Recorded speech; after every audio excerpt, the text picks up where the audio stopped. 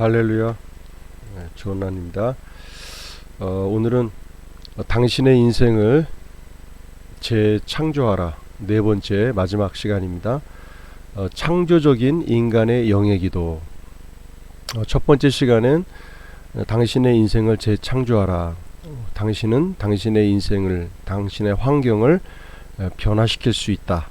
2장에서는 바로 dynamis라고 하는 성령이 주시는 잠재된 능력이 우리 가운데 내재되어 있다. 변화시킬 수 있는 능동적인 힘이 바로 우리 가운데 있기 때문이다. 말씀을 드렸고요. 세 번째는 말씀으로 창조하라. 말씀으로 하나님 말씀을 고백해내는 것은 구름이 변화해 비가 되듯이 지속적으로 씨앗에 물을 주는 것과 같다. 그것을 말씀드렸습니다. 그래서 긍정적인 말, 또 믿음의 말을 풀어내는 것, 그것이 매우 중요한 역할을 하고 있다는 것을 3장에서 다루었습니다. 자, 오늘 마지막 4장에서는 인간의 영의 기도입니다. 창조적인 인간의 영의 기도 같이 보십니다. 기도는 사람의 미래의 모양을 빚습니다. 어느 한 사람의 미래의 그 모양을 만들어내는 것이 곧 기도다라고 얘기합니다. 기도. 자, 어떤 사람의 삶 속에 어떤 일들이 일어나거나 일어나지 않도록 정하는 것이 기도입니다. 어떤 일들이 일어날 수도 있고 일어나지 않을 수도 있고 바로 기도가 그 역할을 한다는 겁니다. 그렇기 때문에 효과적인 기도를 낳는 기도는 매우 중요하다. 효과적인 결과를 낳는 기도, 효과적인 기도, 효과적인 열매. 기도를 하는 이유는 뭐 때문이죠? 응답을 얻기 위해서 기도하는 겁니다. 응답. 그러니까 기도는 반드시 응답을 얻게 되어 있습니다. 너희가 내 이름으로 무엇이든지 구하라. 구하면 너에게 올 것이니 너희가 기뻐할 것이라 이렇게 말씀하셨죠. 기도는 반드시 응답이 있게 됩니다. 그래서 기도하는 목적은 바로 응답을 얻기 위한 것이죠. 자, 창세기 1장 1절 2절 확대 번역입니다. 이 확대 번역은 아직 저희 나라에는 없는 것 같은데요. 미국의 여러 가지 성경 번역 책들 가운데 이 확대 번역 성경은 어떤 한 구절에 대한 부분을 더 명확하게 여러 가지로 확대 해석해 놓은 겁니다. 그래서 굉장히 이해하기가 쉽고 그런 책이 바로 이 확대 번역 성경입니다. 태초에 하나님께서 하늘과 땅을 준비하셨다. 형체를 만드셨다. 형성하셨다. 창조하셨다. 이렇게 되어 있습니다. 하나님의 영이 물 위의 표면에 거니셨다. 품으셨다. 움직이셨다. 이렇게 되어 있습니다.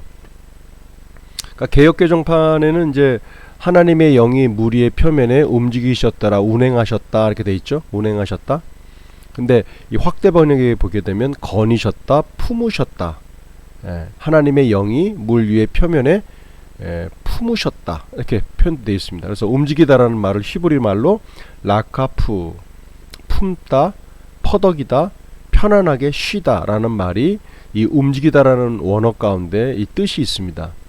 이 품다라는 말은 무언가 위에 앉아 알에서 깨어날 수 있게 한다. 이게 품다라고 그러죠. 우리가 이 닭이 알을 품듯이 가슴에다 품을 때 그래서 품다라고 그러죠.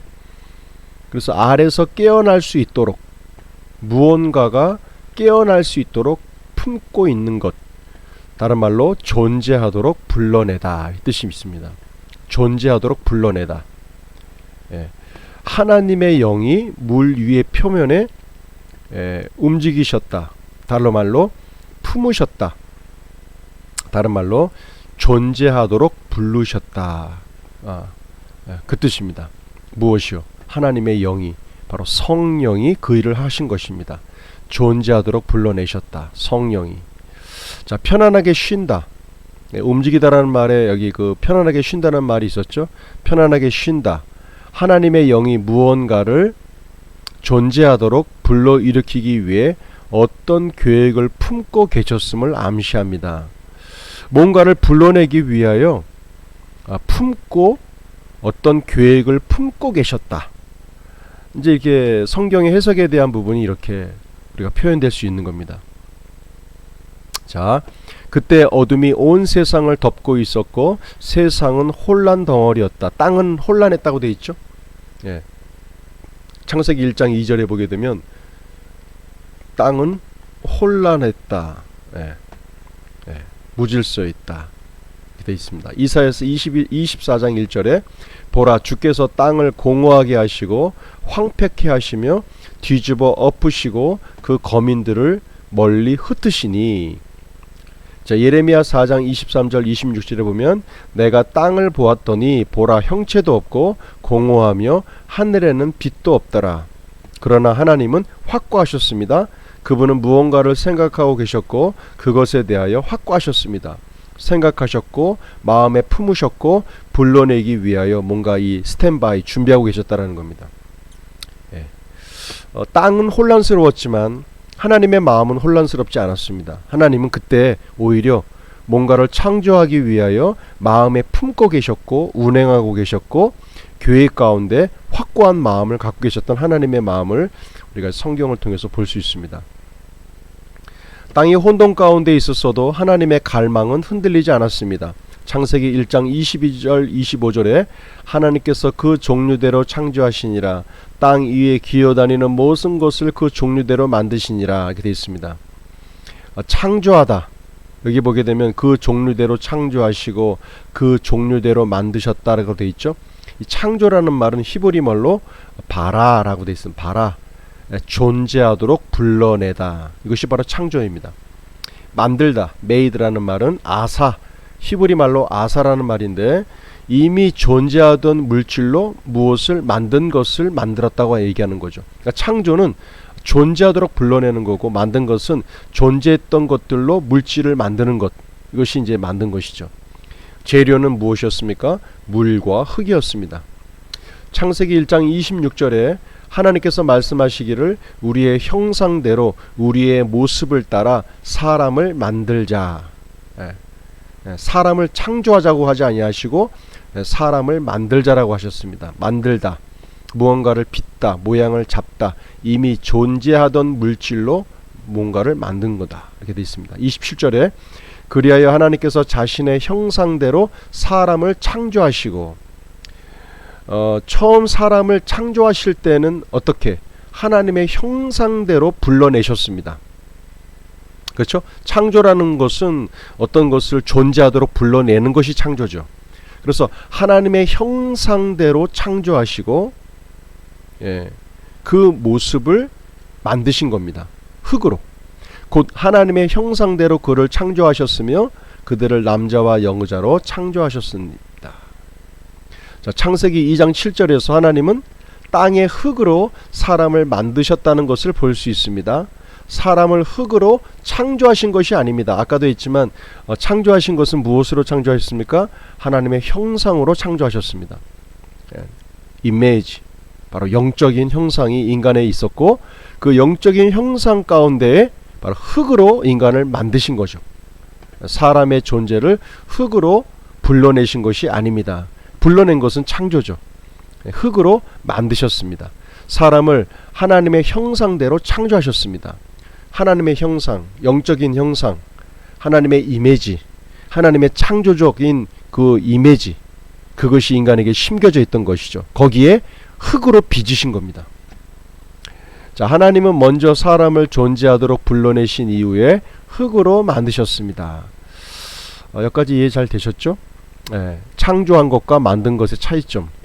인간을 하나님의 형상대로 창조하셨고 흙으로 만드셨습니다. 그러면 만드신 것이 먼저입니까? 형상으로 창조하신 것이 먼저였죠? 창조가 먼저 이루어지고 그 다음에 흙으로 만드셨습니다. 그 창조된 인간의 영안에 바로 흙으로 빚으신 것이죠. 그래서 인간은 바로 영적인 존재가 된 것입니다. 자, 창세기 1장 11절에 하나님께서 말씀하시기를 땅은 땅 위의 풀과 씨를 맺는 채소와 그 종류대로 열매를 맺는 씨를 가진 과실수를 내라 하시니 그대로 되니라. 당신은 하나님께서 단지 땅에게 내라고 말씀하시자 땅이 식물들을 냈다고 생각할 수 있습니다. 그러나 하나님께서는 말씀하시기 전에 깊이 부어하고 계셨고 품었고 그 뜻입니다. 품다. 하나님은 이 땅에 과실을 내게 하라라고 말하기 전에 깊이 묵상하셨다는 얘기입니다. 부화하셨고 그것들을 품고 계셨으며 묵상하고 계셨습니다. 이 과정을 거친 이후에 말씀하셨고 말씀하신 대로 이루어졌습니다. 그러니까 우리는 이제 말씀하셨다라고 하면 말씀으로 모든 걸 다 됐다고 얘기하는데, 그 말씀하시기 이전에 먼저 품으셨고 계획하셨고 묵상하셨고 그 이후에 충분히 품고 나신 이후에 말씀하시니 그대로 된 것이다. 이 과정인 것, 이것을 지금 말하고 있는 겁니다. 자, 창세기에서 2장 4절 5절. 천지가 창조될 때 하늘과 땅의 내력이니 땅과 하늘을 만드시던 날에 하나님이 땅에 비를 내리지 아니하셨고 땅을 갈 사람도 없었으므로 들에는 초목이 아직 없었고 밭에는 채소가 나지 아니하였으며 비가 오게 하시지 않았고 식물들은 자라지 않았습니다. 비도 없고 땅을 일굴 사람도 없었기 때문에 땅에는 아무것도 나타나지 않았습니다. 그곳에 있을 수 있는 것은 씨앗뿐이었습니다. 식물들을 자라기 위해서는 비가 필요했다는 것을 확인시켜주고 있습니다. 자, 보십시오. 하나님이 천지를 창조하신 날에 땅에 비를 내리지 아니하시니까, 땅에 비가 내리지 않으니까 땅을 경작할 사람도 필요 없어요. 왜? 들에 초목도 밭에 채소도 아무것도 나지 않는 겁니다. 아무것도 나지 않은 이유가 뭐 때문이죠? 비가 내리지 않았기 때문입니다. 비가 내리지 않으니까 이 경작할 사람이 필요도 없게 된 겁니다. 그래서 그만큼 비가 필요하다, 비가 중요하다라는 것을 이 책에서는 말하고 있는 겁니다. 그 비가 중요하다. 계속 강조하고 있지만 비가 뭐 어떤 역할을 합니까? 바로 우리가 묵상하는 말씀에 대한 묵상, 말씀에 대한 고백이 바로 비의 역할입니다. 그래서 우리가 비를 내리게 하지 않으면, 비가 없다면 아무것도 경작할 수 없게 된다는 얘기입니다. 그것을 말하고 있는 겁니다. 그만큼 우리의 말씀의 고백은 중요하다. 그것을 비의 역할로, 씨앗에 심겨져 있는 물을 주는 물의 역할로 지속적으로 말하고 있습니다. 자, 있어라라고 말씀하실 때 그분은 말씀하셨고 창조하셨고 존재하도록 불러내셨습니다. 자, 우리가 계속 말하고 있지만 말씀하셨고 창조하셨고 존재하도록 불러내시기 이전에 하나님은 뭐 하셨습니까? 그 계획을 품고 계셨고 묵상하고 계셨고 마음에 갖고 계셨습니다. 그 이후에 말하셨다라는 얘기입니다. 그렇다면 우리도 마찬가지로 어떤 하나님의 말씀에 대한 약속을 우리가 말하고 믿음의 선포를 할 때 그 이전에 충분한 묵상과 마음에 품고 그 갈망에 대한 부분들을 마음에 품고 잉태하는 시간이 필요하다라는 겁니다. 그것이 곧 뭡니까? 바로 기도입니다. 그것이 기도하는 시간이라는, 그러니까 기도를 통하여 그것들이 잉태되는 순간, 그것을 빚는 순간이 바로 기도라는 것입니다. 자, 히브리서 11장 3절에 믿음으로 우리는 세상들이 하나님의 말씀으로 만들어진 것을 깨닫나니 보이는 것들은 나타나는 것들로 된 것이 아니니라. 하나님께서는 이 땅이 어떤 모습일지를 묵상하고 품으셨습니다. 이 과정을 거치신 후에야 하나님은 믿음의 말씀을 말하셨고 또 이렇게 고백하고 있죠. 또 이렇게 지속 말씀하고 있죠. 품으시고 말씀하시고 품으시고 말씀하시고, 이게 원리입니다. 이것이 모든 피조물들을 존재하게 한 것입니다. 하나님께서 보시고 심히 좋으셨기 때문에 이것들은 실제가 된 것임을 알 수 있습니다. 하나님께서는 물과 땅을 가지고 계셨습니다. 그분은 온 땅을 품기 시작하셨고 결국에는 그분의 믿음이 완전히 성숙해졌을 때 그분은 말씀하셨습니다. 품으셨고 잉태하셨고 선포하셨습니다. 품으셨고 잉태하셨고 선포하셨습니다. 이것이 이제 영적인 창조적인 능력의 원리죠. 우리가 기도를 필요로 하는 것은 바로 그것입니다. 기도를 하는 순간은 품고 있는 시간이요, 그것을 잉태하는 시간이 바로 기도입니다.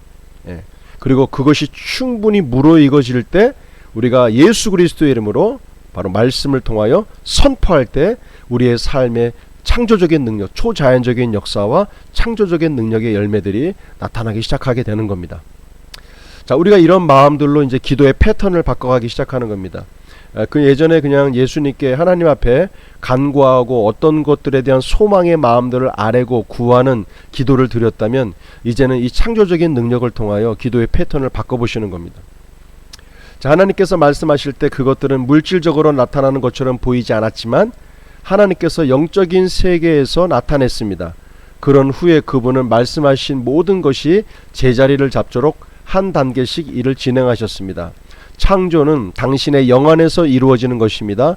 하나님의 말씀을 말하면 당신의 상상력은 실제로 탈바꿈합니다. 실제는 존재하며 당신이 그것을 만질 수 있든 없든 그곳에 있습니다. 기도는 아이디어를 탄생시킵니다. 당신의 상황 가운데 하나님께서 개입하기를 원하신다면 당신은 기도해야 합니다. 기도할 때 어떤 일이 일어나기 시작합니다. 기도할 때 어떤 일들이 일어나기 시작하고 하나님의 계획이 꿈틀꿈틀, 하나님의 계획이 이제는 성령을 통하여 운행되기 시작하는 그 시발점이 뭡니까? 바로 기도입니다. 기도. 당신이 아이디어를 원할 때마다 무릎을 꿇고 기도하면 그것을 얻을 수 있습니다. 하나님께서는 항상 아이디어를 주십니다. 이것은 모든 것을 얻을 수 있는 열쇠입니다. 이 아이디어로 당신은 존재할 수 있고 원하는 것을 얻을 수 있고 필요한 것을 가질 수 있습니다. 그러므로 당신의 영에 비전들이 올 때까지 기도 가운데 시간을 보내야 합니다. 이게 중요한 원리입니다. 이제 우리가 기도하는 이유가 바로 이 영의 비전들, 하나님이 주시는 나의 비전, 하나님이 주시는 비전을 받기 위하여 기도가 필요한 것이죠. 하나님이 주시는 영의 성령을 통하여 나에게 주시는 비전, 그것을 붙잡기 위하여, 그 아이디어를 붙잡기 위하여 기도를 한다는 얘기입니다. 그 갈망을 이루어지게 하는 하나님의 말씀을 말할 수 있을 때까지 그 꿈과 갈망들을 지속적으로 품고 있어야 합니다. 당신이 영 안에서 받은 그 비전에 관하여 말씀을 말하기 시작하면 그것은 영적인 세계에서만 실제가 됩니다. 당신이 기도하는 동안에 오는 아이디어들이 바로 당신의 비전이 물질적 세계에 나타날 수 있도록 하는 것입니다. 당신이 온전히 설득되어 당신에게 실제가 될 때까지 이 아이디어들을 충분히 묵상하면 당신의 꿈들은 물질적으로 나타날 것입니다. 같은 원리입니다. 자, 그 아이디어는 당신의 생각을 채우고 당신이 고백에 영향을 미쳐야 합니다. 이 아이들은 당신 안에서 강해져야 하며 당신에게 실제가 되어야 합니다. 이것들에 관해 자주 기도함으로써 당신 자신이 갈망하는 위치에 있는 자신의 모습을 보고 그곳에 있는 것처럼 행동하기 시작해야 합니다. 당신의 아이디어들이 물질적으로 나타나기 전에 당신은 기도 가운데 더 많은 시간을 보내야 합니다. 예수 그리스도는 기도하면서 시간을 보내셨고 그분이 산에서 내려오실 때마다 굉장한 기적들이 나타났습니다. 그렇다면 예수님께서 한적한 산에 올라가셔서 기도하셨다. 그 기도하신 이후에 이 땅에 내려오셔서 각 마을을 돌아다니실 때마다 굉장한 기적들이 나타났다. 그렇다면 예수님께서 산에서 기도하실 때 기도의 모습은, 기도의 패턴은 어떤 기도였을까요? 바로 예수님의 마음에 실제를 만들어내고 갈망 가운데 그 모든 이 비전들을 마음에 품고 있던 시간이었죠. 그러니까 예수님께서는 사역하시기 이전에 이미 그의 기도를 통하여 모든 사역의 현장 가운데 일어나는 모든 갈망에 대한 생각들과 그 모든 일들이, 계획들이 그의 심령 가운데 기도를 통하여 이미 하나님께서 주시는 비전들로 볼 수 있었던 분이 바로 예수님의 기도 시간이었습니다. 우리의 기도도 그렇게 돼야 합니다. 우리의 기도가 단지 하나님 앞에 구하는 기도로 끝날 것이 아니라 그 기도가 하나님의 성령을 통하여 바로 비전이 보여지게 되고 구체적으로 그것을 붙잡게 되고 그것이 내 것에 품어지게 되고 내가 가진 바 된 그것을 그대로 기도 가운데 갖고 있는 그것이 삶의 현장 가운데 나타나게 하는 그것, 바로 그것이 바로 기도 시간 가운데 다 이루어지고 있는 영적인 부분입니다. 당신의 목표들을 성취하고 싶으십니까? 당신의 목표들을 성취하고 싶으십니까? 그렇다면 당신의 마음을 정하십시오. 기도를 통해 당신은 효과적으로 당신의 인생을 바꿀 수 있습니다. 당신은 당신이 원하는 것을 얻을 수 있습니다. 당신의 상상력을 고정시키고 하나님께 당신이 무엇을 해야 할지 물으십시오. 당신은 자신의 영을 충전하고 자신을 하나님의 생각에 맞추도록 준비시키는 것입니다. 어떤 특정한 시간에 이 비전들은 당신에게 올 것입니다. 당신의 입에는 간증이 있어야 하며 당신의 입술에는 노래가 있어야 합니다. 왜냐하면 하나님께서는 당신이 원했던 그 일을 이미 이루셨기 때문입니다. 하나님은 다 이루셨습니다. 누구를 통하여? 예수 그리스도를 통하여 다 이루어 놓으셨습니다. 그렇다면 기도는 무엇입니까? 하나님이 다 이미 계획하시고 이루어 놓으신 그것을 바로 주의 성령을 통하여 비전으로 붙잡는 시간이 바로 기도입니다. 그것을 내 심령 가운데 이제 붙잡게 되고 품게 되고 불러내기 위하여 준비하고 내 심령 깊은 곳에서부터 가득히 그것을 품어내는 시간, 하나님의 비전을 품어내고 그것을 손에 잡은 듯하게 실제로 나에게 갖고 오는 시간이 바로 기도인 것이죠. 그 기도가 이루어진 이후에 우리가 입술로 선포해내어 삶의 현장 가운데 실제로 만들어내는 그것이 우리의 삶의 부분입니다. 이것이 바로 믿는 자들의 삶이 되겠죠. 자, 오늘은 마지막으로 당신의 인생을 재창조하라, 마지막 시간으로 영의 기도에 대한 부분을 나눴습니다. 우리가 이제 기도의 패턴이 바뀌게 될 것입니다. 또한 우리 말에 이 말씀의 능력들이 우리의 입술을 통하여 나타나기 시작해야 합니다. 우리가 이 당신의 인생을 재창조하라고 하는 이 책자를 통해서 우리의 인생이 놀랍게 변화되기를 소망합니다. 바로 이 책자입니다. 이 책자, 당신의 인생을 재창조하라. 이 책자인데요.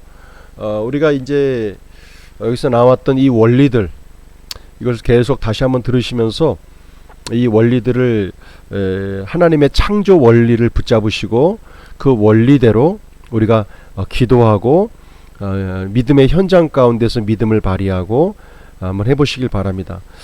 삶에 있는 어떤 현장 가운데, 환경 가운데도, 또한 전도 대상자 가운데에도 먼저 영리의 기도를 통하여 마음에 품으시고 품고 있는 그것을 내가 갈망 가운데 잉태해내어 내가 믿음의 선포로 현장의 삶 속에서 불러내는 일, 이것이 바로 창조적 능력이 우리 가운데 주어져 있습니다. 우리의 삶 속에 더 나은 전진과 믿음의 역사들이 바로 이 창조의 능력을 통하여 하나님의 형상이 우리 가운데 있기에 하나님의 형상 가운데 있는 창조적인 능력이 우리 가운데 부어져 있습니다. 그것을 믿음으로 바라보고 믿음으로 취하여 복음을 이루어내는 저와 여러분이 되기를 기도합니다. 수고 많으셨습니다. 다음에는 다른 책자들을 통해서 영적인 지식과 또한 말씀들, 또 우리 삶의 실제를 만들어내는 그 일에 함께 나가도록 하겠습니다. 수고하셨습니다. 축복합니다.